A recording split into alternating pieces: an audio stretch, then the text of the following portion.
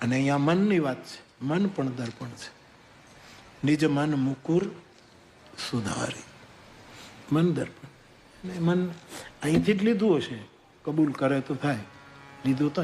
કાગબાપુએ કબૂલ કરી લીધું વરખડીની કવિતામાં કે આ મેં તુલસીની ચોપાઈ ઉપરથી લીધું. સાધુ ચરિત શુભ ચરિત કપાસ ઉપર પંક્તિ ટાંકી ઉપર કે આનું ગૌમુખ, આની ગંગોત્રી આ છે. આમાંથી આ મને વિચાર આવ્યો. એમ આપણે બધા જ જાણીએ છીએ એક ગીત જેમાં મનને દર્પણ કીધું છે, એનું ગૌમુખ પણ શ્રી ગુરુચરણ સરોજ રજે એ જ હશે એમ હું માનું. કારણ કે એ પંક્તિઓ આવી તો હમણાં આવી, આને તો 450 વર્ષ થયા છે. 500 વર્ષની સનાતનતા આની સાથે ધરબાયેલી છે. તો એ ગીતની પંક્તિ આપણે બધા જ જાણીએ કે આ મનને દર્પણ કહ્યું છે.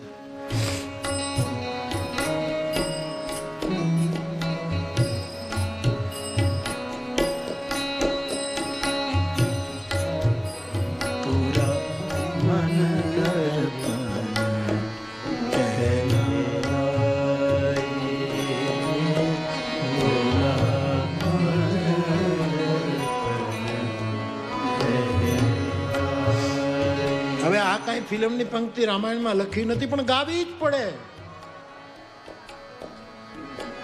મારે સ્વર્ગ સુધી નથી પહોંચવું, મારે મોક્ષ સુધી નથી પહોંચવું, મારે ક્યાંય નથી પહોંચવું, મારે વાત કરી, સંવાદ કરીને તમારા મન સુધી પહોંચવું છે. હું તમારા સુધી પહોંચવા માટે મારી બધી જ યાત્રા છે. હું મારા શ્રોતાના મન સુધી પહોંચું. ન ધરા સુધી, ન ગગન સુધી, ન ઉન્નતિ ન પતન સુધી, તાપણે તો જવું હતું ફક્ત એક મેકના મન સુધી. ખરેખર મારા શ્રોતા સુધી પહોંચું, મારી વાત એ સમજે, એના મનોભાવને હું સમજું. વાત પૂરી. બીજું જોઈએ સ્વર્ગને શું કરવું છે. હનુમાનજીને ભગવાને એમ કીધું કે ભાઈ અમે સાકેત જઈએ છીએ, હવે બધું લીલા પૂરી થઈ છે અને સરયુમાં અમે પ્રવેશ કરીને બધા સાકેત જઈએ છીએ. બધા જ આવે છે, કીટ ભ્રંગ આખી. હનુમાનજી તું આવે કે ત્યાં સાકેતમાં શું છે કે ત્યાં બધું જ છે, હું આવીશ ને. તમે તો હશો પણ તમારી કથા હશે. ત્યાં તો કથા માટે કોઈનો સમય જ નથી. સાકેતમાં તો કોઈને કથા માટે સમય નથી. હનુમાનજીએ દોડ ટૂંકજો તો મને સાકેત માટે સમય નથી. મને તો ધરતી ઉપર હનુમાનજીનું વચન છે, મેં શાસ્ત્રનો આધાર. હનુમાનજી એવું બોલ્યા છે કવિરાજ કે આ પૃથ્વી પર એક વક્તા પણ જ્યાં સુધી રામકથા ગાતો હશે ત્યાં સુધી ધરા નહીં છોડે. મેં ઘણી વખત કહ્યું, ઘણા મને પૂછે શું કામ કથા કહો છો. હું એટલા માટે કે હનુમાનજી ધરતી ઉપર રહે, આપને મૂકીને આપણને ન જતા રહે, એટલા માટે અમે ગાઈએ છીએ.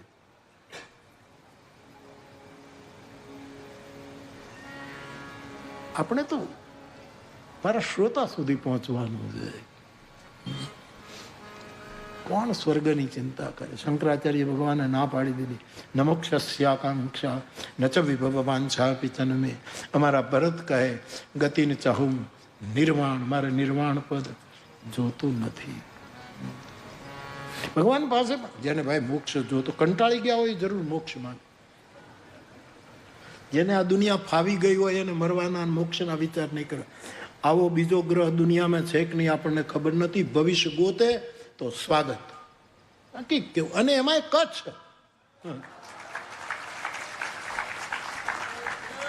બીજે જવાની શું જરૂર છે. છતાંય એક એ માંગ પણ. મને હમણાં હું તલગાજડા હતો ને તો એક ફ્લાવરે મને પ્રશ્ન પૂછ્યો કે બુદ્ધ પુરુષની પાસે બેસ્ટમાં બેસ્ટ કઈ માંગણી કરાય. 2-3 દિવસ પહેલા બેસ્ટ માંગ કઈ હોય છે. મેં કહ્યું બેસ્ટમાં બેસ્ટ માંગણી એ છે કે ગુરુની પાસે કાંઈ ન માંગવું. બેસ્ટમાં બેસ્ટ એને એ આપણા મનનો જ્ઞાતા પણ છે ને નિર્માતા પણ છે. અમારું બહુ જૂનું નિવેદન. આપણા મનનો જ્ઞાતા અને નિર્માતા બંને આપણો બુદ્ધ પુરુષ છે. કાંઈ ન માંગવું. અને મારી પાસે શાસ્ત્રનું પ્રમાણ છે. જાહી ન ચાહીય કબહુ કછું તુમ સન સહજ સને. વાલ્મીકીજી બોલ્યા છે. કાંઈ ન માંગ. હા, છતાંય રામાયણમાં માંગવાનું ઘણું આવ્યું છે. મેં યાચન આવ્યું નૃપતો. વિશ્વામિત્રજી કયું માંગવા આવ્યો છું? રામ લક્ષ્મણ મને આપો. દશરથજી ઓફર કરે છે, આપના મનમાં જે હોય માંગી લો. શંકર પણ માંગે છે, બધા જ માંગે છે. પ્રેમ કોક માંગે છે, કોઈ ભક્તિ માંગે છે, કોઈ કઈ માંગે છે, કોઈ નિર્માણ. તો છૂટ છે, પરંતુ બેસ્ટમાં બેસ્ટ માંગતો એ છે કાંઈ માંગવું જ નહીં. માંગવું જ નહીં. ઓલરેડી આટલું બધું આપ્યું છે, પછી હવે માંગવાની શી જરૂર છે? આટલું બધું મળ્યા પછી માંગશો તો ઉભરાઈ જશો, છલકાઈ જશો. એમાં ટકશે નહીં બધું. શું માંગવાનું છે?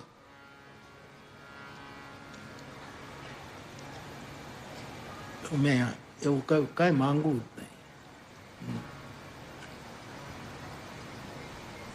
અને આવો તમારી શુભકામનાથી આવો હું જીવવાનો નિરંતર ભરચક પ્રયત્ન કરું છું. એટલે કહું, કાંઈ માંગવું નહીં કોઈ. શું કામ? મુક્તિ કેરો ચાહક છું, મને બંધન નથી ગમતા. નાઝીર કહે છે.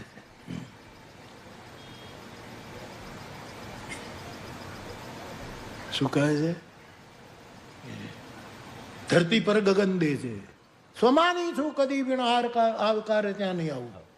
અગર તું દઈ શકે મુજને તો ધરતી પર. બકોભાઈ બહુ આ કોટ કરતો. નાઝીરનું સાહિત્ય બકાભાઈને બહુ યાદ હતું. અને એવા સંદર્ભમાં એ માણસ ફેંકતો હતો, સભા જીતી લેતો 8-10 જણની. એવું બોલતો. સ્વમાની છું કદી વિણ આવકારે ત્યાં નહીં આવું. અગર તું દઈ શકે મુજને તો ધરતી પર ગગન દેજે. હું મુક્તિ કેરો ચાહક છું, મને બંધન નથી ગમતા.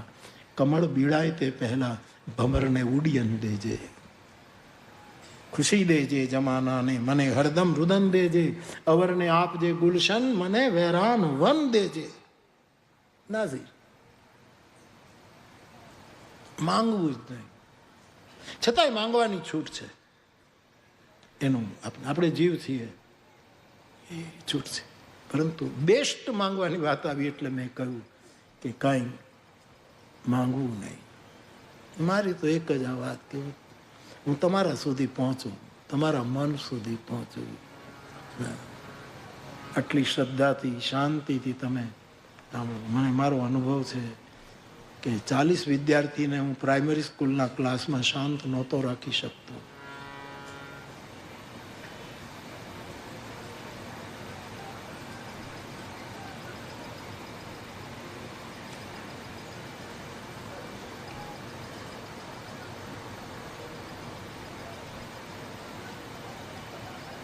ગણ્યા ગણાય નહીં, વીણા વીણાય નહીં. તો યાર કરવા આટલા શાંતિથી આપ સાંભળી રહ્યા છો. કોણ? શું કામ? આપણે એકબીજા મન સુધી પહોંચવાનો આ એક વિવેકપૂર્વક શ્રોતા વક્તા બે. બાકી તુલસીદાસજીએ કીધું કે શ્રોતા પણ જ્ઞાની જ છે, એને કાંઈ સમજાવવાની જરૂર જ નથી. હા, શ્રોતા જ્ઞાની એવું લખ્યું છે, કોઈ મૂઢ નથી. હા, એના જ્ઞાનની આગળ વાદળા આવી ગયા હોય એટલો જ ફરક છે. અને આપણે ઉઘાડ થઈ ગયો હોય અમુક. બાકી શ્રોતા વક્તા જ્ઞાન નિધિ આવું લખ્યું છે. એક બહુ મોટા પ્રવચનકાર હતા, એક ગામમાં પ્રવચન કરવા ગયા. એનું બહુ મોટું નામ. એના પ્રવચનમાં હજારો લોકો આવે. અમારે પૂજ્ય પ્રદીપજી ને મધ્યપ્રદેશ. પ્રદીપજી શું નામ? પેલા શિવ કથા કહે છે, મિશ્રાજી. કેટલા લોકો આવે છે સાહેબ. હા, સરકારને કથાઓ બંધ રાખવી પડી, ટ્રાફિક જામ ને કેટલા લોકો આવે છે. હા, એવા કોઈ મોટા વક્તા હશે. ગજબ છે.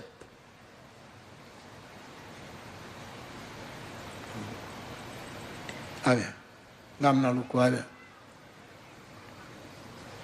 એટલે પેલા વક્તાએ પહેલો પ્રશ્ન પૂછ્યો કે ભાઈ હું પ્રવચન તો કરું, પણ તમે મને એક પ્રશ્નનો જવાબ આપો પછી હું બોલું. ભલે બાપજી. તો વક્તાએ પ્રશ્ન પૂછ્યો, તમે ઈશ્વરમાં માનો છો?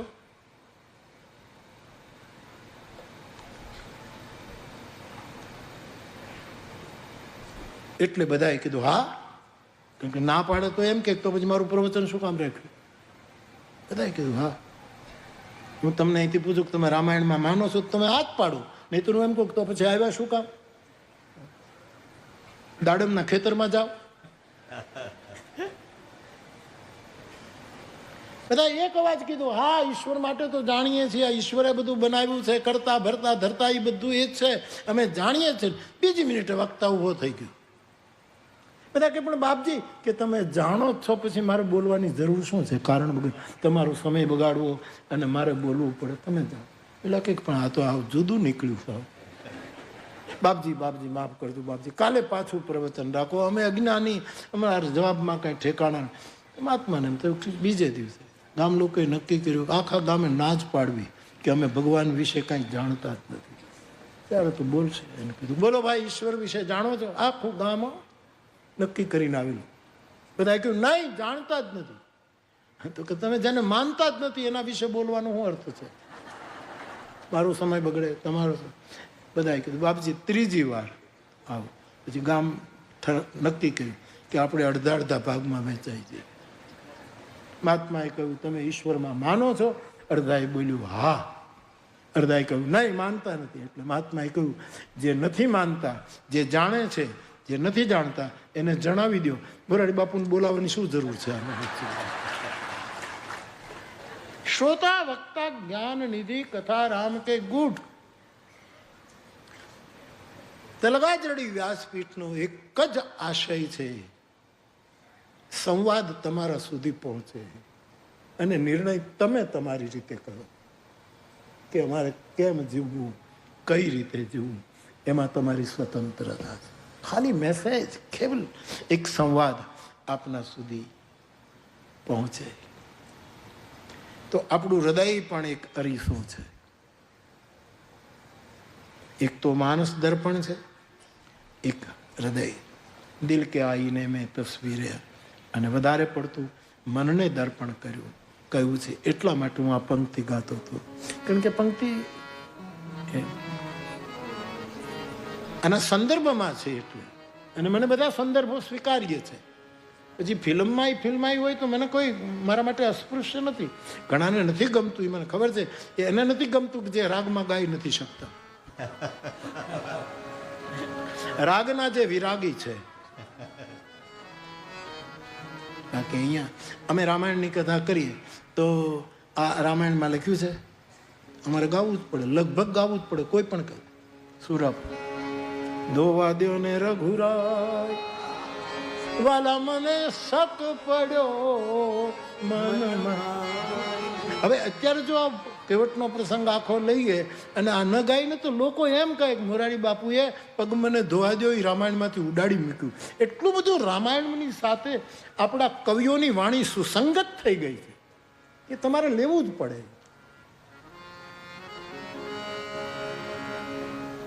લોકો એમ જ એને એમ છે કે આમાં છે જ અને ઓલ ઇન વન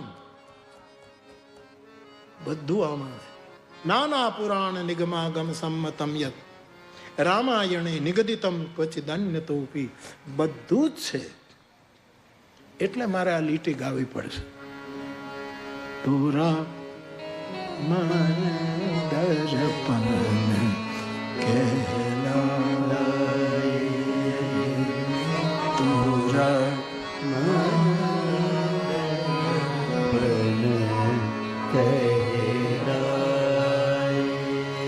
ભલે બુરે કર સારે કર દેખે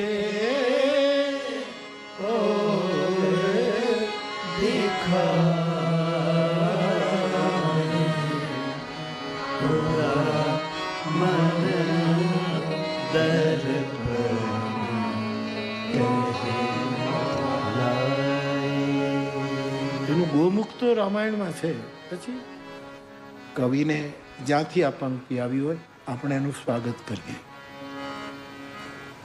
મન દર્પણ તો એક તો માનસ દર્પણ, બીજું હૃદય દર્પણ. માનસ એટલે હૃદય. એક તો આ ગ્રંથ દર્પણ, બીજું આપણું હૃદય દર્પણ. ત્રીજું મન દર્પણ. મન માટે ઘણું લખાય, મન દર્પણ. ચોથું, માનવીનો ચહેરો દર્પણ. આદમીનો ફેસ એક દર્પણ છે. યસ. બિહારી ગામડે આવી, એટલી બધી સુંદર હતી, એટલી બધી સુંદર હતી, નવવધુ. આખા ગામમાં વાત ફેલાઈ ગઈ કે આપણા ગામમાં કોઈ સ્ત્રી આટલી રૂપા, બિહારી કહે છે, કોઈ સ્ત્રી આટલી સુંદર, એનો ચહેરો તો તમે જુઓ, ગજબ છે. હવે ગામડું ગામ એટલે પુરુષ તો ચહેરો જોઈ ન શકે, બહેનોને તો છૂટવે, આખી બેન આખા ગામની બહેનોને બસ જાય, અરે આ નવવધુ છે કેટલી સુંદર છે, એના બહુ વખાણ થાય, અને બહેનોની લાઈન લાગી એનો ચહેરો જોવા. પણ એનો ચહેરો જોઈને નીકળે ને એટલે એમ કે હા તો મારા જેવી જ છે. એનો ચહેરો દર્પણ. બિહારી કહે છે બધાને એનું પ્રતિબિંબ દેખાય.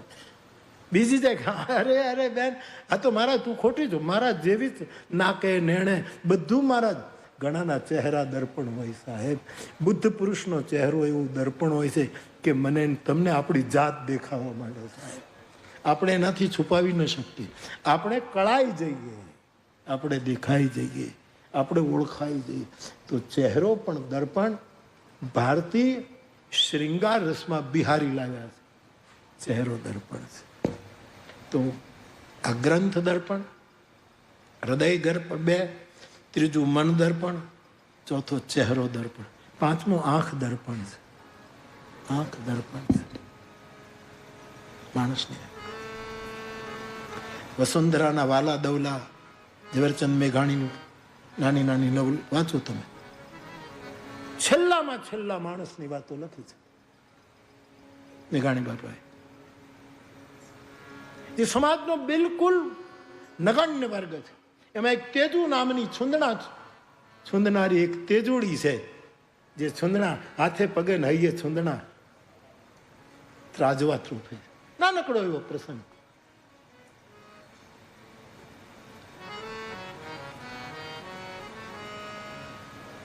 એ છોકરી ત્રાજવા ત્રુફવા માટે આવે છે, નીલી રંગના. એને પોતે ક્યાંક ક્યાંક ત્રાજવા કરેલા છે બતાવવા માટે, જેમ બતાવી શકાય ને જો મારા ત્રાજવા કેવા છે. ટૂંકમાં યુવાન શરીર છે, ગરીબની દીકરી છે. મેઘાણી બાપો લખે છે. પિનાકીનભાઈ આજે જ એક લેખ ફૂલછાપમાં બધી જગ્યાએ મોકલ્યો. મને પણ એક પ્રતિ એની કોપી મોકલી હતી કે મેઘાણીભાઈને કચ્છમાં આવવું હતું, અહીંનું વધારે સંશોધન કરવું હતું, પણ સમય ન રહે. 50 વર્ષે તો આદમી નીકળી ગયો આ દુનિયામાં.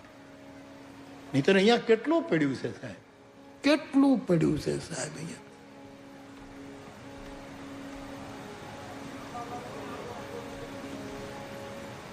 અને મેઘાણીભાઈ તો એ શ્રૃંગારનું સુંદર વર્ણન કરે છે કે એ છોકરી જ્યારે ત્રાજવા તોફાવવા માટે નીકળે છે ગામડામાં, ત્યારે એની પાછળ 7-5 કૂતરાઓ દોડે છે. એની પાછળ કૂતરાઓ, જ્યાં જાય ત્યાં કૂતરાઓ જાય. એનામાં એક નુરાની ખુશ્બુ હતી અને કૂતરાને ગંધ પહેલી આવે. પણ મેઘાણી એટલું લખે કૂતરાઓ તો પણ કૂતરા જેવા ઘણા હતા ને, એ એની પાછળ ફરતા હતા. જે શ્વાન વૃત્તિના લોકો હતા, ના રૂપ ઉપર મોહિત થઈને એ જ્યાં જાય ત્રાજવા તોફાવનારી તેજુ નામ છે તેજુડી. એ જ્યાં જાય તોફાવો, રૂડા ત્રાજવા તોફાવો, બે જ વાત કરે.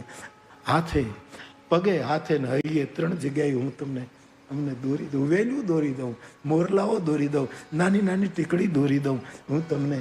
હા, ઉપર એ રંગની 2-3 ઓલી આમ બેલેન્સ થાય એમ રાખે, અને પેલી સોય આ લઈને છોકરી નીકળે છે.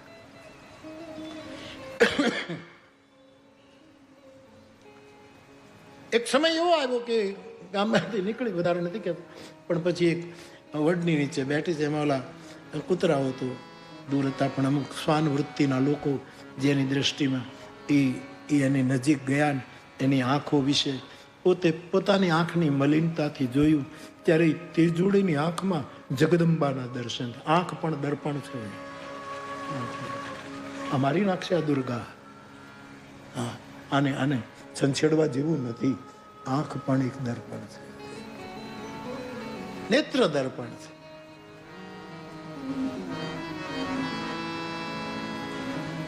એ બધું બતાવી દે.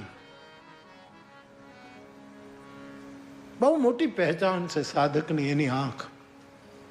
નેત્ર બહુ જ મોટું પ્રમાણ છે. ખબર પડી જાય આપણને. નાની નાની વાતો મેઘાણી બાપાએ લખી, નાની નાની વાતો છે. ખેર, રામાયણનો ગ્રંથ દર્પણ છે. માનસ એટલે હૃદય દર્પણ છે. માણસનું મન દર્પણ છે. માણસનો ચહેરો દર્પણ છે. પાંચમું માણસની આંખ દર્પણ છે. છઠ્ઠું જળ દર્પણ છે. જળમાં મોઢું જોયું છે. તબ હર ગન બોલે મુસુકાઈ. શંકરના ગણોએ નારદજીની મશ્કરી કરી કે મહારાજ તમારી પાસે દર્પણ હોય તો ચહેરો જોઈ લો, તમે કેવા લાગો. અને નારદ પાસે દર્પણ નથી એટલે જઈને જળમાં પોતાનું મુખ જોવે છે. એવું તુલસીદાસજીએ નોંધ્યું છે. એક જળ દર્પણ. પુષ્ટિ માર્ગમાં અષ્ટ સખાઓની કથામાં હું ન ભૂલતો તો કુંભનદાસ એક વખત કહે છે કે મારો અરીસો કોક ચોરી ગયું, મારું પાત્ર કોઈ ચોરી ગયું, મારું પાણી પીવાનું ગ્લાસ કોઈ ચોરી ગયું, મારે ભિક્ષા કરવાનું મારું ભોજનનું પાત્ર કોઈ ચોરી ગયું. આવી ફરિયાદ કરી. કુંભનદાસ કે કોણ છે? પણ અષ્ટ સખાઓમાંથી છે.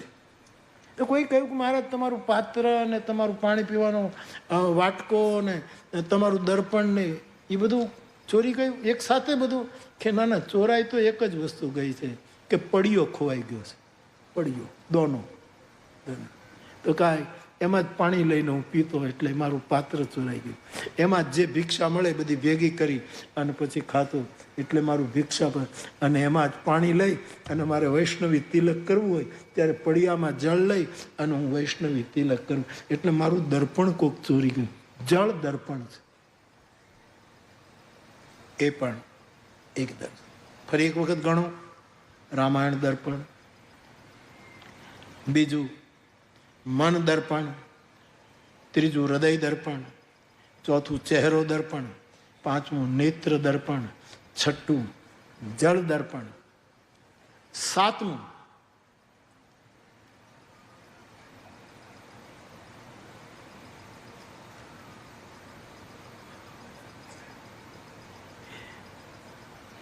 થોડુંક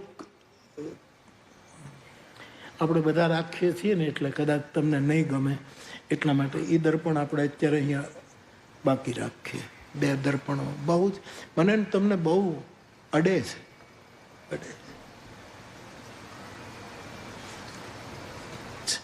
આગળનું દર્પણ છે. ઘણા માણસની કાયા આખી દર્પણ જેવી હોય છે. દર્પણ જેવી હોય છે.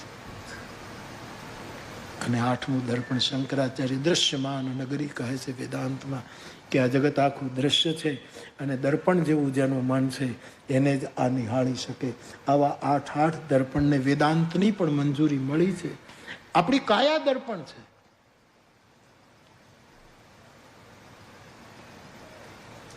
આપણે તો જીવ છીએ. હું ને તમે તો સંસારના માણસો છીએ.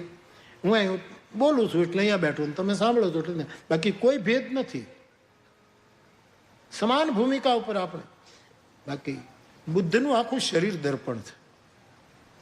મહાવીરની કાયા દર્પણ છે. કબીર સાહેબ દર્પણ નથી તો બીજું શું છે? એક શુદ્ધ બુદ્ધ અરીસો છે. એનું વિગ્રહ, એનું શરીર દર્પણ છે. જ્ઞાનેશ્વર, તુકારામ, નામદેવ, એકનાથ, નરસિંહ મહેતો, બાઈ મીરા, કશ્મીરની લલાદેવી,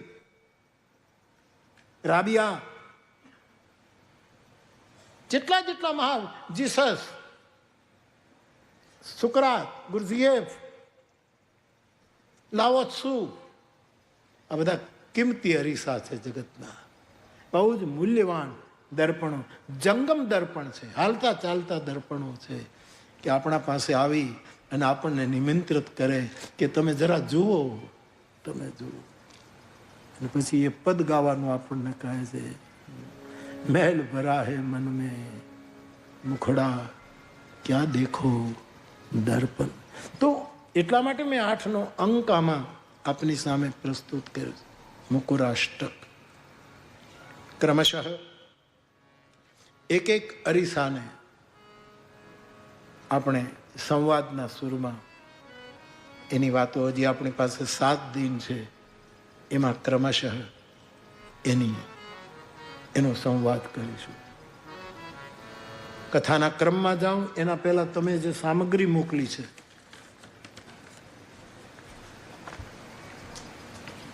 સ્વરચિત કાવ્ય,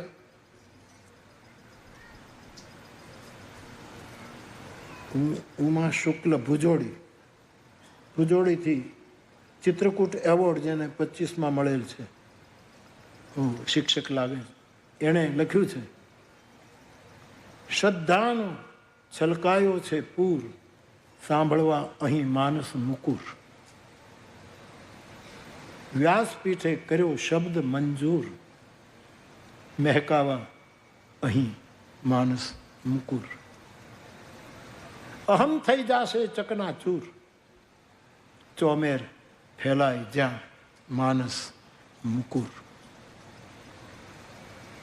તોડી નાખે કથા ગુરુર, ગુંજે મંડપમાં માનસ મુકુર. શીશેથી નીકળ્યો સહજ જ્યાં સૂર, સરવાણી થઈ એ માનસ મુકુર. કરશે નજીક રહો છો દૂર, દસ્તક મારે માનસ મુકુર. પ્રાયશ્ચિત કરશે અંતર અને ઉર, પમરાટ ફેલાવે માનસ મુકુર. કથા શ્રવણમાં આવો જરૂર, કીર્તન કરાવે માનસ મુકુર.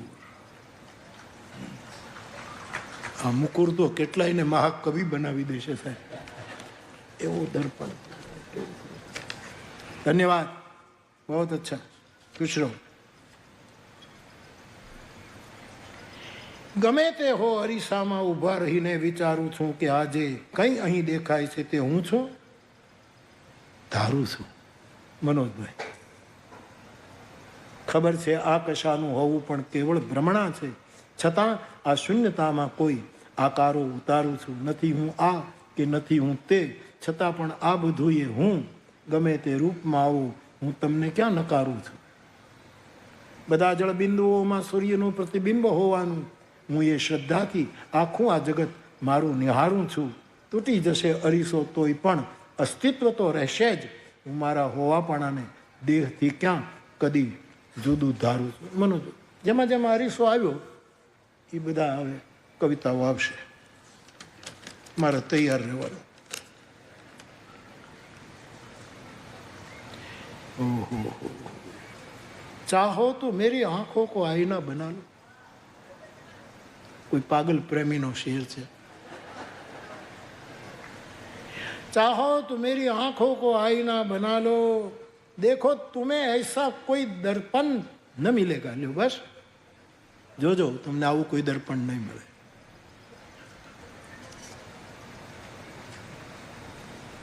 क्या कोई नई बात नजर आती है हम में, आईना हमें देख के हैरान सा क्यों है.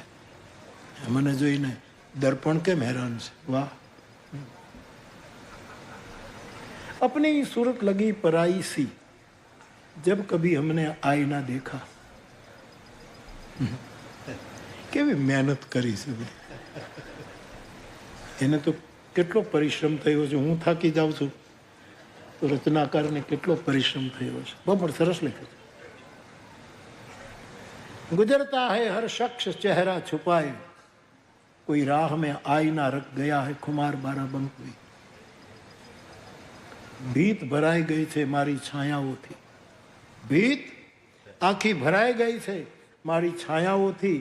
ચાલ વસાવી લો આજે એક દર્પણ અંગદ. ભગવતી કુમાર શર્મા. બધી દર્પણ જ હવે, કચડો આખો દર્પણ દર્પણ દર્પણ.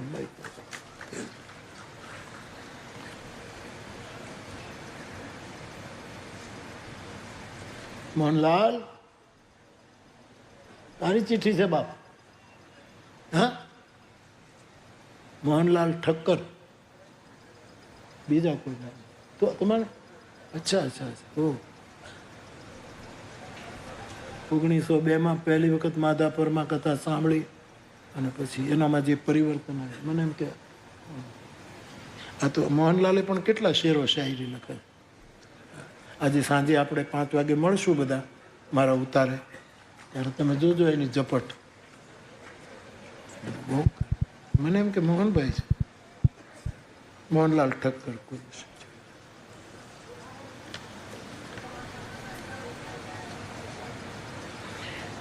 तुमको याद करता हूं, तुमको याद करता हूं तो सब कुछ भूल जाता हूं.